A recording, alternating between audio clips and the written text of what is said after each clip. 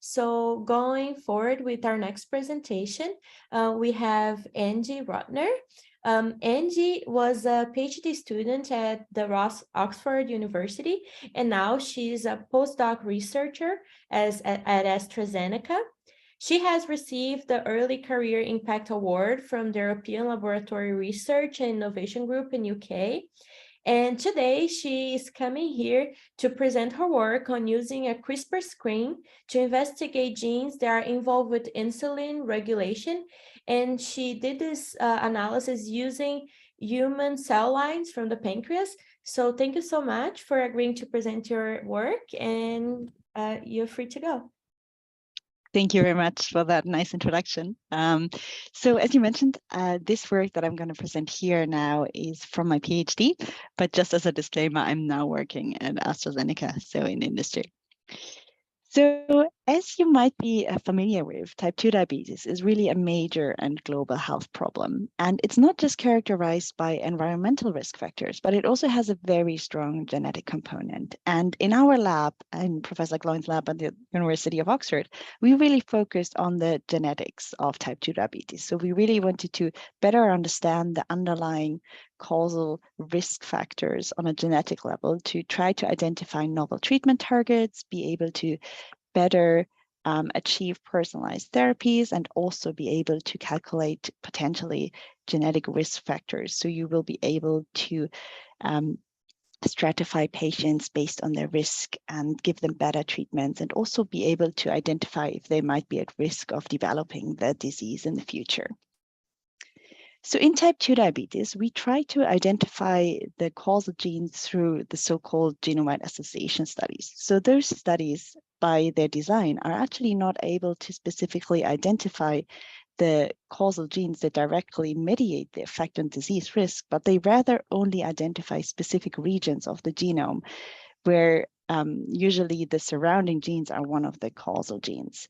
However, because of this design, we don't really know which ones are the causal genes. And usually what's being done so far is that most functional follow-up studies at those specific loci really focus on individual genes where we have a lot of complementary evidence as well. And then we try to identify the causal mechanism and have evidence for the causal gene.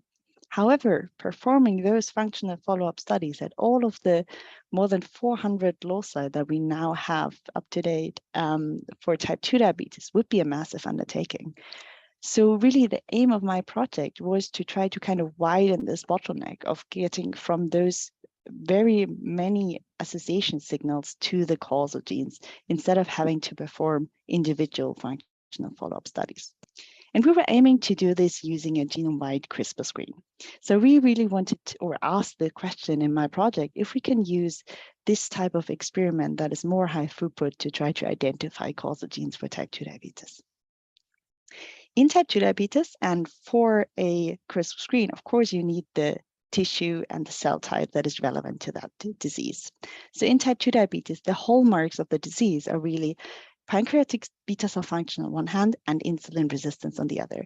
And those two really are really tightly interconnected and contribute both to the development and the progression of the disease. But through clustering studies, we really now know that the pancreatic beta cell, and so the beta cell within the pancreas, is central to type 2 diabetes pathogenesis. And this is really in more detail characterized by reduced insulin secretion, beta cell death or reduced proliferation, and reduced insulin content. So those are the phenotypes that we focused on in trying to better understand the causality of type 2 diabetes. Before we can actually perform the screen, we have to first define a cellular model where we can perform it in, and the phenotype of the phenotypic readout of a screen. So as a cellular model, we commonly apply the human pancreatic beta cell line NDC beta H1 in the lab. So this is a very good cell line as it is secreting insulin upon glucose stimulation, as you can see here on the left. But it is an incredibly hard to work with model. As it grows very slowly, so it only doubles once a week, making it's very difficult to get enough cells for your experiments. And it's also very challenging to handle, as it's very sensitive to any of the reagents you might add, and also just to specific handling. So usually the same person has to handle the cells on the same day each week to make sure that you still get the consistent phenotype. On the other hand, as a phenotypic readout, we need a readout which is a disease relevant, but is also amendable to the pooled CRISPR screen that we would like to perform. We've previously shown that insulin content is causal in type 2 diabetes. So this was a phenotype which worked great in the context of a pooled screen, as you can perform an intracellular staining and sorting for insulin content. So you are able to differentiate the populations based on a FACS sorting. So we have those two crucial components of the screen ready. And basically then the layout of our screen looked like the following. So we used the genome-wide CRISPR library. We had 4 guide RNAs targeting each gene, and we transduced the human beta cells endoc beta H1 at a low multiplicity of infection to basically get 1 guide RNA or 1 gene knockout per cell. We then performed intracellular staining for insulin, sorted through FACS for low and high insulin content, which are really the two populations where we see the strongest effects, which we would like to identify, and then analyzed or extracted the integrated guide RNAs and analyzed which guide RNA is enriched in which population. So for example, here, we have guide RNA number 2, which is enriched in low insulin content. So basically, we know now that knockout of gene number 2 leads to low insulin content. So you end up with a list of each gene and its effect on insulin content. With this list, we first, of course, then want to perform validation studies. You can look at pathway analysis, so which pathways are involved in this phenotype of interest, and then focus on individual genes and further integrate this whole list with larger screens, such as in vivo screens. Before we actually dive into this large-scale screen, we wanted to make sure that the experimental pipeline that we had set up actually works well, as it's quite a long pipeline and you need to make sure that all of the variables have been addressed properly. So we initially performed a small-scale proof of concept screen with only 5 genes that had a known effect on insulin content, either through an increase or decrease. Performed then the same pipeline as we would with the genome-wide CRISPR screen, and we could see the effect that we intended to. So here's the FACS sorting for insulin. In blue are shown the screening cells compared to our control cells in pink. We extracted those two populations and analyzed which guide RNAs were enriched in insulin low compared to high. And very reassuring for us, all of the positive controls were significantly enriched in the population, whereas the negative controls did not show an effect. So that really showed us that the pipeline we had set up worked well and robustly, and we could go ahead with the genome-wide screen. That ended up then being a lot of work. As I mentioned, these cells are taking a very long time to grow. So I've basically been growing cells for around 6 months just to have enough cells for the screen. And as you have to treat them very sensitively, I had to grow them in this manner, and it took around 12 hours a day to then split the cells. So this was a very large undertaking, and I'm very glad that this is now over. But we were really happy to then finally see the result and actually see that the screen had worked. So here on the right, you can see the FACS spot of the screen. And in blue, you can see the CRISPR screening cells compared to the control cells in gray. And as you can see, the CRISPR screening cells really have a wider distribution than our control cells. And those are really the cells of interest where the CRISPR knockout did have an effect on insulin content. And those were the 2 that we sorted for and then analyzed in our next steps. So we identified 580 gene hits that were robustly enriched or depleted in 2 screening replicates. And those screening hits, you could really differentiate them into beta cell specific regulators, so some of those shown here in pink, and general regulators of transcription and translation, as we're also looking at a general protein level. What we did first is that we looked at the genes that we would expect in our screening hit population. So of course, insulin. So here on the right, you can see the guide RNA enrichment between the low and the high insulin content population. And as you can see, insulin was really robustly decreased between the two populations. We also picked up those genes that we would expect. So transcription factors for insulin or glucose receptors, as you can see here on the right.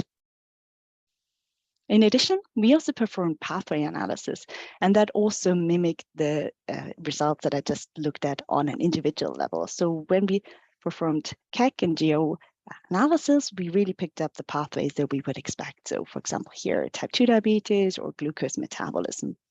And looking at protein networks, we could also show that insulin was really a central node that was significantly enriched with connections. So we really did pick up a lot of network and protein network partners of insulin, demonstrating that really the results that we did get are really reliable as well. So this was the first part, basically showing that the screens, the gene hits we did identify in our screen are properly QC'd, and we can take meaningful insights from them. So now we wanted to go a step further and actually look at, can we use this list of hits as a prioritization tool for type 2 diabetes, GWAS hits? So what we did is that we used our 580 CRISPR screening hits and integrated them with predicted effector transcripts at 2 diabetes loci. Those predicted transcripts were predicted from those 3 commonly applied prediction methods. And interestingly, we actually only had 20 genes that overlapped. So we wondered, is 20 what we would expect? Should we expect more from such a number? So we also performed the same analysis with a commonly applied prioritization tool, which is expression quantitative trait loci prioritization. So they look at variants and their effect on expression levels. And very interesting to us, they also prioritized 20 genes, but none of the genes between EQTLs and the CRISPR screen were common. So that really highlighted to us that it's very important to use complementary methods to try to find the causal genes at GWAS loci, and that also the different methods are really going to predict different genes, and also highlighting that different prioritization tools really pinpoint different mechanisms that will be affected.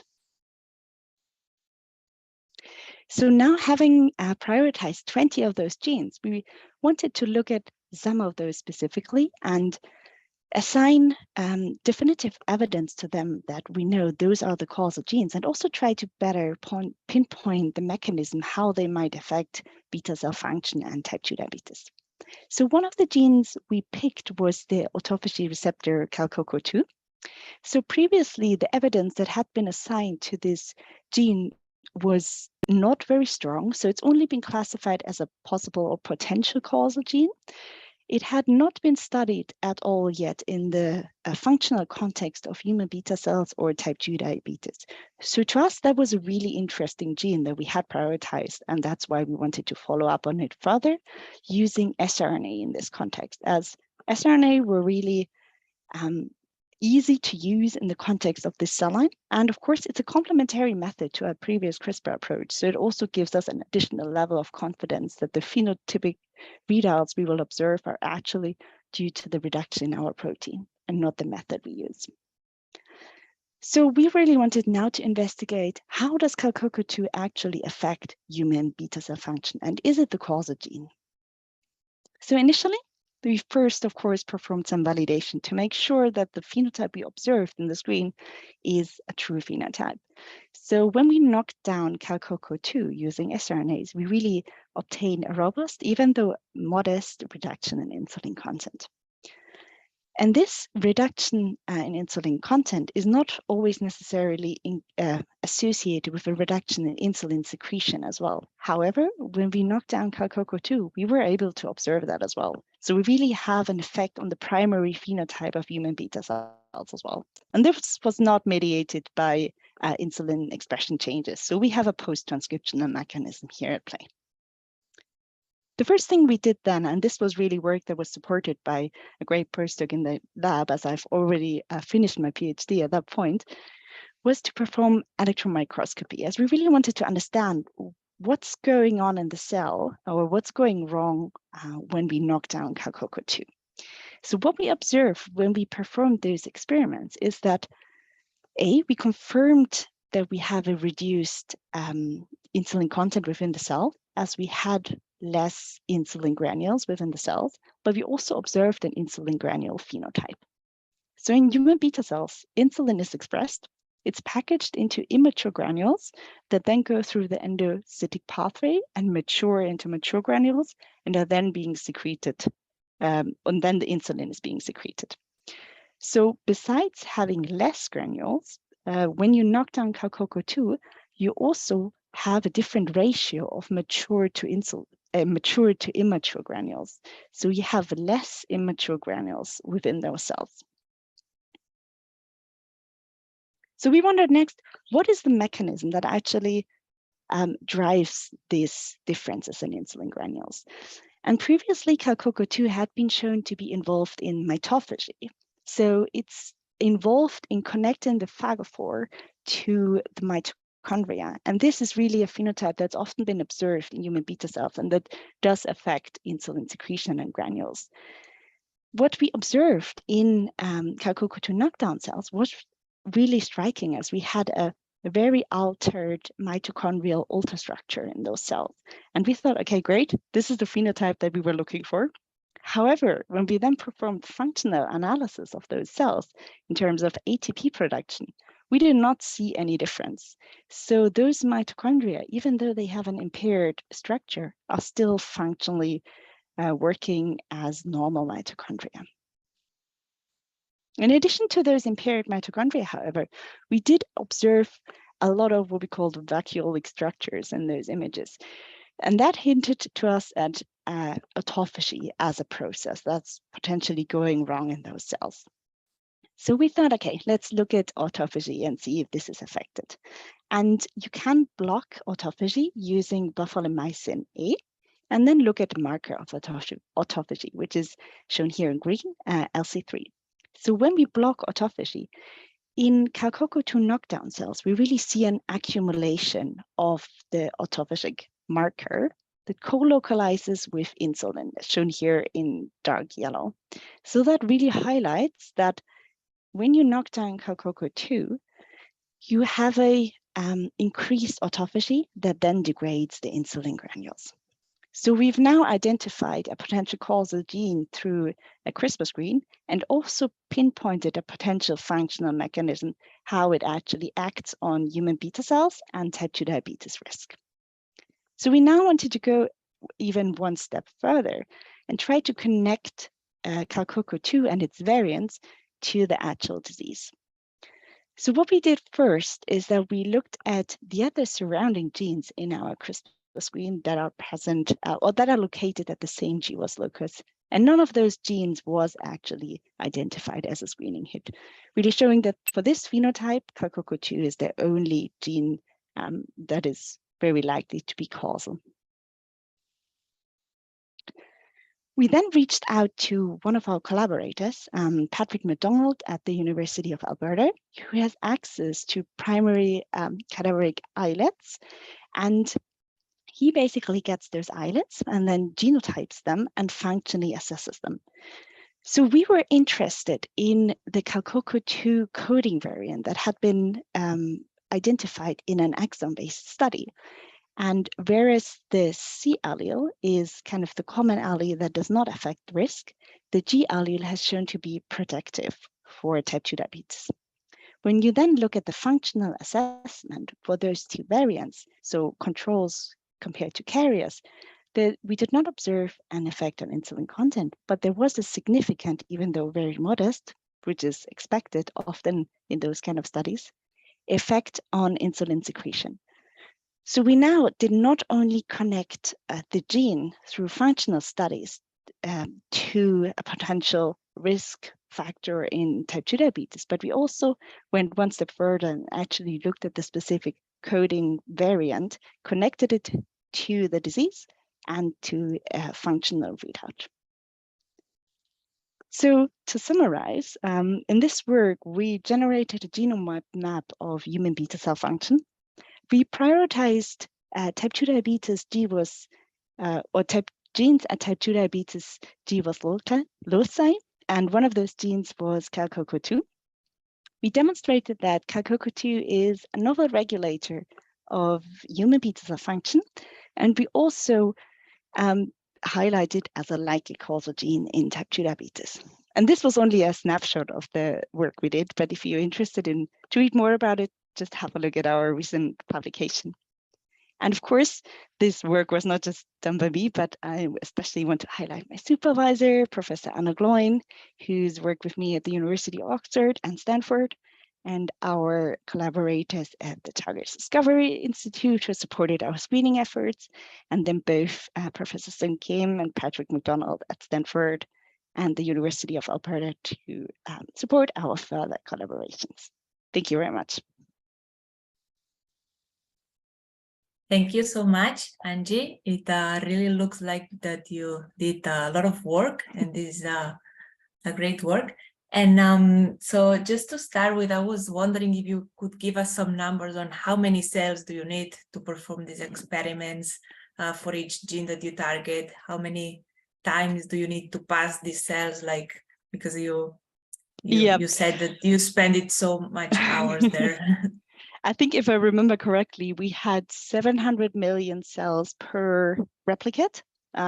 So you're basically growing this twice. And yeah, I think the number I had at the end, I think like 60 flasks of cells. I blocked, I think, 4 incubators just by myself. People in cell culture were not too happy in those times. And I think we had a coverage of 500 cells per guide RNA. So these days, that is quite high actually for a CRISPR screen. So for some, they go much lower now, but because our readout is fax-based and you lose a lot of cells in the process of staining, you had to calculate in a lot of extra cells to make sure you actually still get the coverage at the sequencing at the end. Right. Well, it was definitely worth it, I guess. So here, yeah, the phenotype that you are tracking here is insulin secretion, and you at the beginning you mentioned that there are different phenotypes that might be of interest. Have you tried to track any of these other phenotypes? Do you have some selection that could work for those? Yeah, so basically our primary goal was to use the most functional readout that we could get from human beta cells, which was why we looked at insulin initially. But basically because I had to get a PhD and I needed a backup plan as well. So our backup plan was to look at proliferation, as this is also a disease-relevant phenotype, and those screens are much easier to perform as you don't have any fax readout or anything. You just grow the cells and then you harvest it at the end. And beyond this, we also wanted to, after we've seen that the screen and the fax sorting work, we also wanted to go a step further and looking at some other functional readouts where you can perform stainings for that are commonly applied in human beta cells. Right, thank you. I don't see any questions now in the Q&A box, but I have one here from Diego, and he says, do you have any plans to try a combinatorial screen? So for example, targeting more than one gene, and maybe this could be useful to identify specific pathways. Yeah, so I mean, I'm now working at something completely different. So me personally, I don't have any plans, but I know that what the lab is primarily doing now is we have such a long list of genes still that have a lot of potential to be followed up on, because CalCoco2 was only one of those genes. And there's like, there are quite a few, and all of those could give like such nice evidence as CalCoco2. So I think the priority would be to try to follow up on those genes where we're already a step further. But I totally agree. I think there are quite a few additional screens, especially combinatorial ones, that you could do where you could also then be able to mimic the actual clinical situation better. As in type 2 diabetes, it's a very common disease where many risk factors come together. So it's never just a one-hit kind of effect. So I guess if you would do that kind of readout, you would also mimic the effect much closer. Right, thank you. And somewhat related, so you said that there was little overlap between the genes, or no overlap between the genes that different methods would identify. And for example, the ones that were identified by QTL, sorry, do they make any sense between them? Are they specific for a specific pathway, for example? Or do you think there's a different mechanism behind them? Yeah, I was actually also quite puzzled that there was that it was so different. We haven't looked into too much detail what the difference is between the two subsets of genes, to be honest. But it could for sure be that if we look at it into more detail, that you might be able to identify a more like a pattern that you could see between those two. But I think it for sure highlights that it's really important to perform those different types of studies, because one of the most, or let's say one of the approaches that's been applied initially are often the QTLs, and I think now it's kind of the CRISPR screens are coming, and like integrating all of those studies for specific phenotypes or diseases is, I think, really crucial to actually get a full picture of how the disease is really mediating its effect. Okay, thank you. And I'll just ask you one last question that came from the audience. This is Nathan Sali, and is asking, how did you select CalCoco2 for a follow-up among the 20 genes that you had identified? Yeah, so we basically wanted, there were, of those 20 genes, there were quite a few genes where we knew, we knew where their causality was coming from. So we knew their effects and they had been studied before. But CalCoco2 was one of the genes where there was some level of evidence, let's say, because this coding variant has been identified. So it's been assigned not at completely unrelated level or unknown. It's like it was classified as possible, so there was some evidence, but it hadn't been studied at all in any of those contexts. So that was really interesting for us. And we also thought there's enough genetic evidence that this could very likely be one of those causal genes. So this was a combination. So basically the combination of the no experimental evidence, but a bit of genetic evidence combined. And we thought that would be a good basis for the follow-up. Great. Thanks a lot, Antje. And I think we could wrap it up here. So again, thanks, Antje, thanks, Samuele, and thanks everybody for attending the seminar today. And we will be back on the first Tuesday of May, which will be the 2nd of May, if I'm not wrong. And we hope to see you all there. Thank you. Bye. Thank you.